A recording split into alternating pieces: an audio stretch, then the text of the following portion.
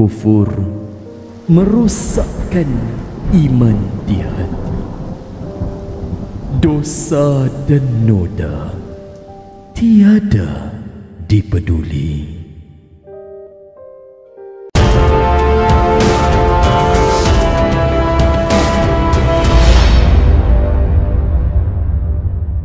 A'udzu billahi as-sami'il 'alim minasyaitonir rajim. Bismillahirrahmanirrahim. Assalamualaikum warahmatullahi wabarakatuh. Alhamdulillah, syukur kehadirat Allah Subhanahu wa taala, kita dipertemukan lagi pada sesi pengajaran dan pembelajaran kali ini. Marilah sama-sama kita mulakan dengan bacaan doa. A'udzu billahi minasyaitonir rajim. Bismillahirrahmanirrahim. Alhamdulillahi rabbil alamin. Wassalatu wassalamu ala asyrafil anbiya'i wal mursalin sayyidina Muhammad wa ala alihi wa sahbihi ajma'in. Allahumma iftah alaina hikmataka wanshur alaina min khazain rahmatika ya arhamar rahimin. Rabbi shrah li sadri wa yassir li amri wahlul 'uqdatam min lisani yafqahu qawli. Wa sallallahu ala sayyidina Muhammad wa ala alihi wa sahbihi ajma'in. Walhamdulillahi rabbil alamin. Alhamdulillah, insya-Allah murid-murid, pada hari ini bersama dengan Ustaz kita akan menyambung pada pelajaran pendidikan Islam bidang akidah tajuk kufur. Dan pada kali ini kita akan menyambung pada bahagian yang kedua.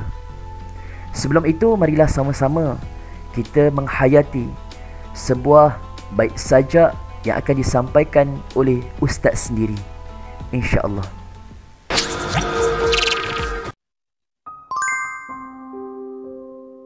Telah termaktub di dalam Al-Quran satu dosa yang sangat besar, justru diberi ancaman siksa dan azab. Bahaya. Kufur itu sungguh bahaya. Kufur merosakkan iman di hati. Dosa dan noda tiada dipeduli. Rahmat dan berkat berlalu pergi. Ketenangan hati juga tidak dimiliki.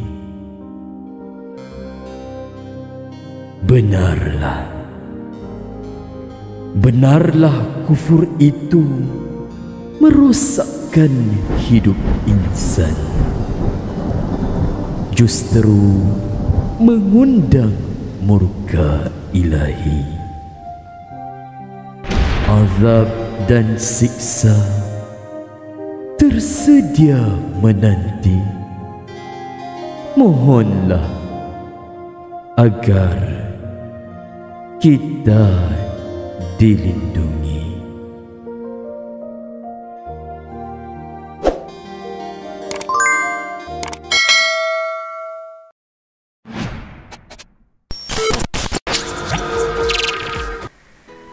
Alhamdulillah, begitulah tadi sajak berkaitan tentang topik ataupun pelajaran kita pada hari ini, iaitu tentang kesan kufur.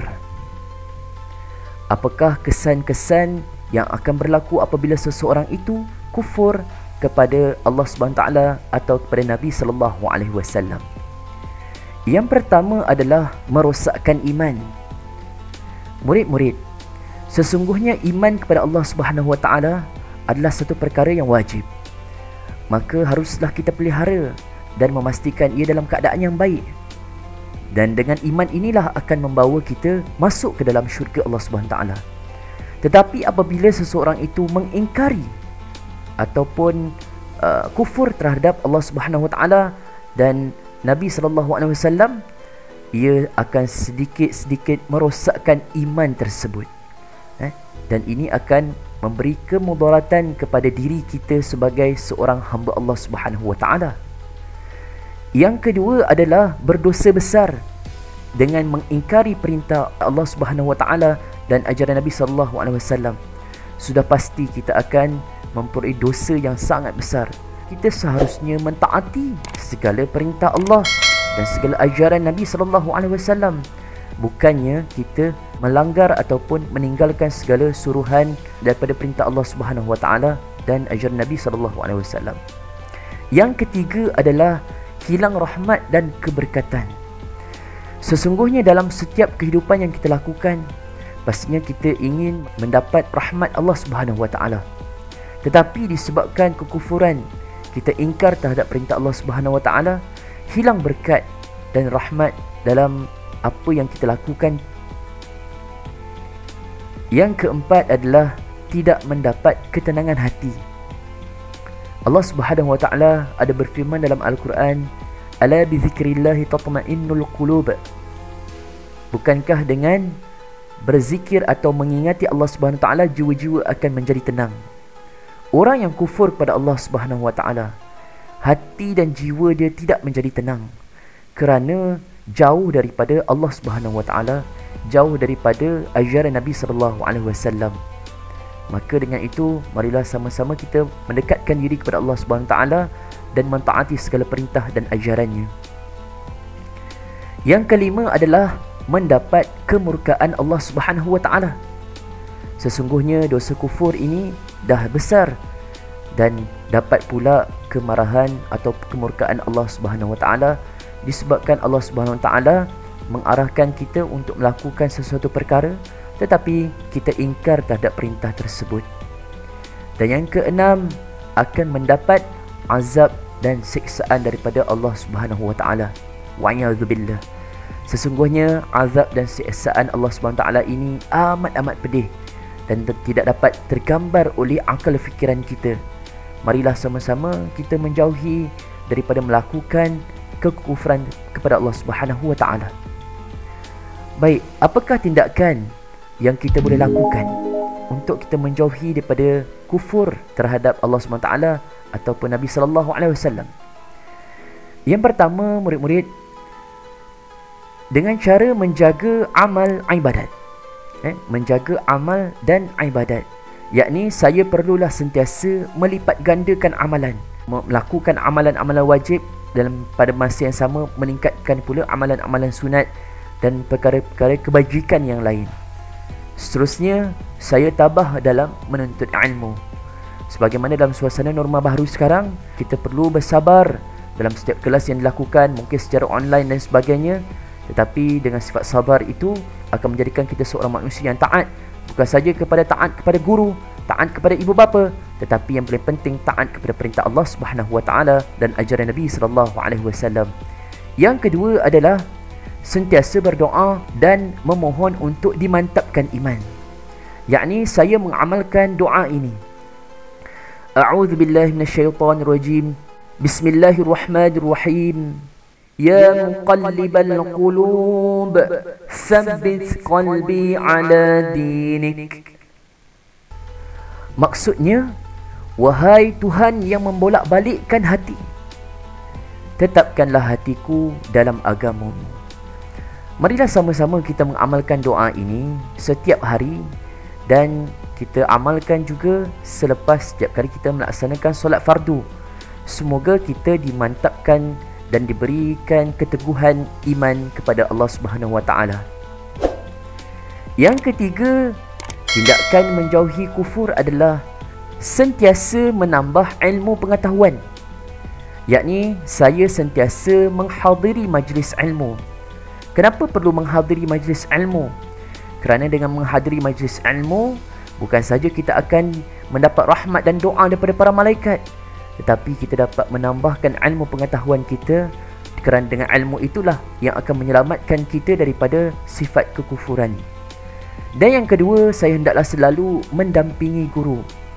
Jika murid-murid ada guru-guru yang mungkin boleh dibuat sebagai panduan, bolehlah selalu berdamping agar dapat menjadikan dia sebagai satu contoh dan ikutan. Yang keempat adalah mengawal diri daripada mengikuti hawa nafsu.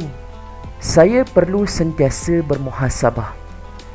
Kadang-kadang nafsu dan hati kita ini membuat-buat dan melakukan perkara kemaksiatan dan mengingkari perintah Allah Subhanahu Wa Taala. Dengan itu kita perlu bermuhasabah.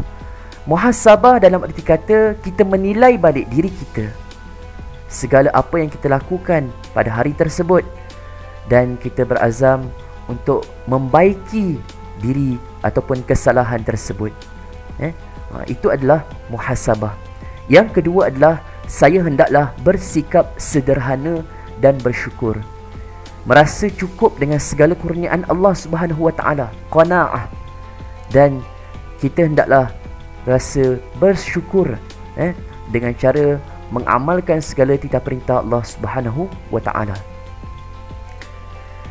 Sebagai rumusan kita pada hari ini, kufur merupakan satu dosa besar yang membawa kepada kesesatan dan kerosakan iman. Dan kita perlulah menjauhi perkara yang membawa kepada kekufuran. Ingat, setiap apa yang kita lakukan harus kita lihat apakah kesan-kesan setelah melakukan perkara tersebut. Adakah ia bertepatan dengan titah perintah Allah Subhanahu Wa Taala ataupun ia melanggar perintah Allah dan ajaran Nabi sallallahu alaihi wasallam. Dan yang terakhir, kita hendaklah selalu bermuhasabah, yakni menilai diri untuk membaiki diri sendiri. Semoga dengan kita menilai diri kita, kita dapat menjadi manusia yang baik. Dengan nilai diri kita, kita dapat menjadikan hari ini lebih baik daripada semalam. Kerana itulah manusia yang beruntung. Begitulah tadi pengajaran yang telah sama-sama kita kongsikan pada hari ini. InsyaAllah, marilah sama-sama kita mengambil iktibar dan dapat kita amal dalam kehidupan kita. Seterusnya kita sampaikan pula kepada kawan-kawan, ahli keluarga atau kepada orang lain, insyaAllah. Ustaz rasa setakat itu saja pada kali ini. InsyaAllah kita bertemu lagi pada sesi akan datang. Assalamualaikum warahmatullahi wabarakatuh.